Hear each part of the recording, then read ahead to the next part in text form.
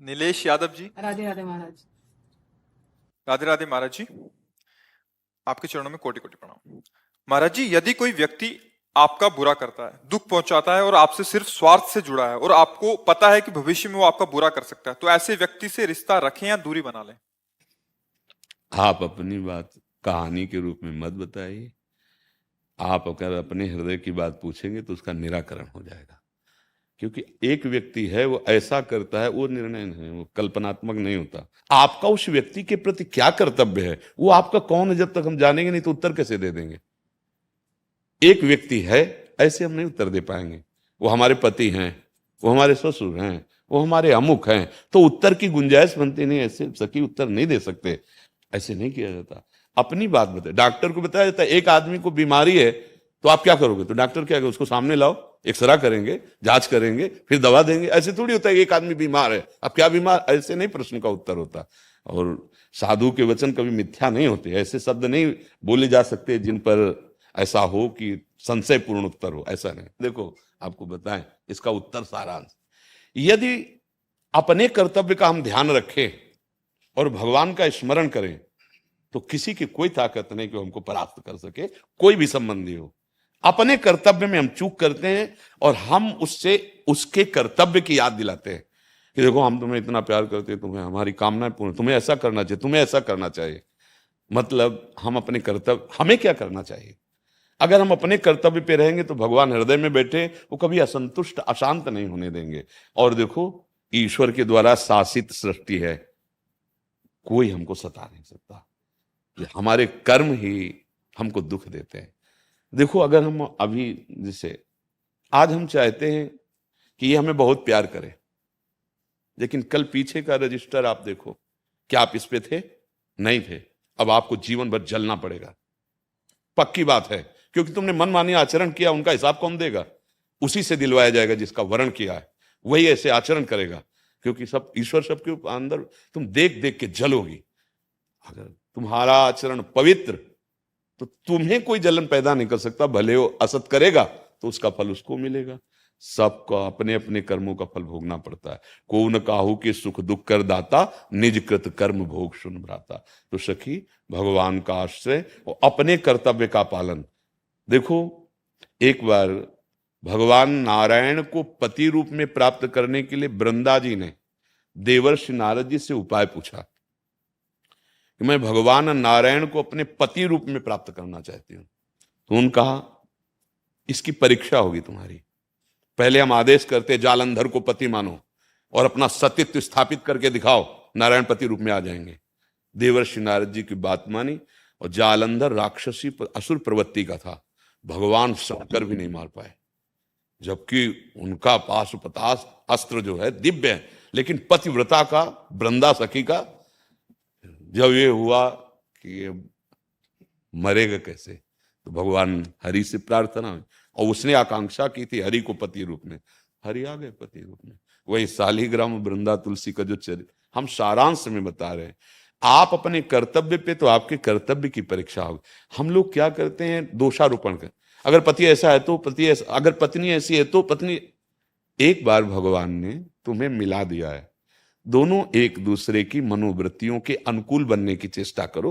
कोई पशु नहीं हो, एक दूसरे को प्यार बंधन में बांध करके भगवत राज्य में प्रवेश पाया जा सकता है। ये गृहस्थी धर्म है। हम अपनी कामनाएं, वो अपनी कामनाएं, लड़ाई झगड़ा और वो फिर ऐसे जीवन नहीं चलता। बहुत धैर्य की, इसीलिए हम कहते हैं मुक्त होने के लिए ना सही, जीने के लिए भजन करो। बुद्धि तो शुद्ध हो जाए। ड्राइवर नशे में कहीं भी ठोक देगा जाके, तुम्हें बुद्धि भ्रष्ट है।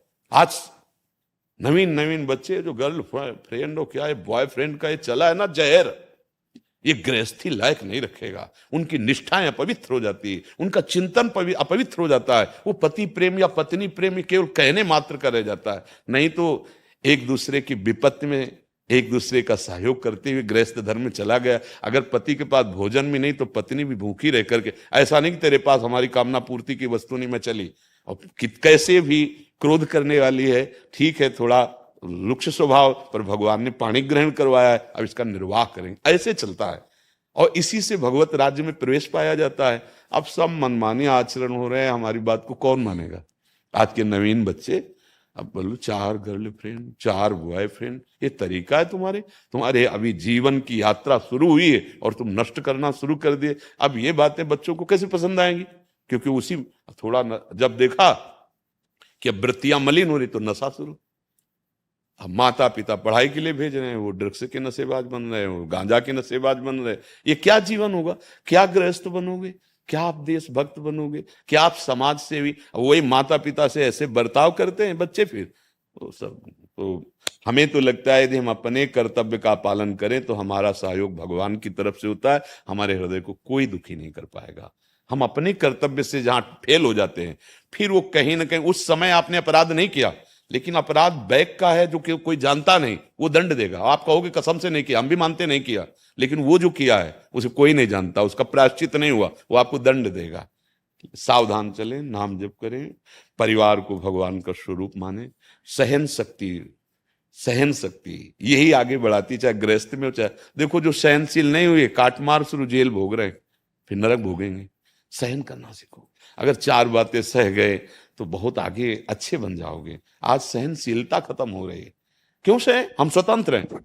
जरा ईमानदारी से देखो, तुम काम के गुलाम हो, क्रोध के गुलाम हो, माया के, स्वतंत्र हो तुम। एक एक वृत्ति तुम्हें गुलाम बनाई, तुम स्वतंत्र हो। माता पिता कह देते हैं अब हम अपना स्वतंत्र जीवन काटेंगे क्योंकि हम बहुत ज्ञानी हो गए हैं, अपमान कर देते हैं। स्वतंत्र हो। अरे बच्चे हो, तुम समझ नहीं पा रहे, हर विकार तुम्हें गुलाम बना रहा है। अगर तुम गुरुजनों की आज्ञा पे चलोगे तो स्वतंत्र हो जाओगे। स्वतंत्र नाम भगवान का है। अगर भगवान का आश्रय हो गया तो जीवन सब विकारों से परे भगवत राज्य में प्रवेश पा जाता है। यही हम लोग जो बैठे ये बोल रहे हैं, इसका कारण केवल ये है कि आप समझ जाओ। आज समझना और समझाना दोनों बहुत दूर बात हो रही है। भगवान का आश्रय लेकर हरिशरणम कृष्ण कृष्ण कृष्ण राधा राधा, अगर मंगल ना हो जाए तो बताना। देखो हम सच्ची बात कह रहे हैं, जहां आप बोले कृष्ण तो कृष्ण सुने। जैसे आपका नाम हो, हम पुकारे और आपके कान में पहुंच गया तो आप देखोगे नहीं हमारी तरफ। तो भगवान के कान तो सर्वत्र हैं, क्योंकि कोई ऐसी जगह नहीं जब भगवान हो। हम बोले कृष्ण राधा, वो हमारी तरफ देखे। बोले हम क्यों नहीं देख पाते? क्योंकि अभी तुम्हारे अंदर देखने की चाह नहीं, अभी वासनाएं हैं। अन्य कोई है आपका, मीरा की तरह जब आ जाएगा दूसरों न कोई मेरे तो गिरधर गोपाल, तो सामने खड़े दिखाई देंगे। एक एक नाम भगवान सुन रहे हैं आपका। आप राधा राधा सुन रहे हैं, प्यारी जी सुन रहे हैं, कृष्ण कृष्ण प्यारे, जो कृष्ण नाम वही कृष्ण स्वरूप। मानो भगवान नाम के रूप में अवतरित होकर जिब्या में आए। आप पकड़ो तो हम सच्ची कहते हैं, तुम दुख मिटाने के लिए तो आए हो, दुख की जड़ मिट जाएगी प्रभु के नाम में। ऐसी सामर्थ, नाम संकीर्तनम यस्य सर्व पाप प्रणाशनम। कोई तीर्थ इतना पावन करने वाला नहीं जितने नाम भगवान में सामर्थ है।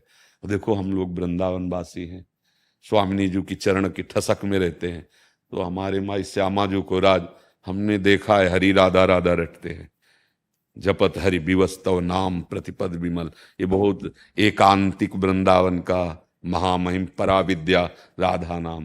पर बाहरी संसारी लोग है ना, उनको लगता है कि कुछ दे दें, अगर कंडा की राख दे दें इनको विश्वास हो जाएगा। कैसे समझाए कैसे समझाए।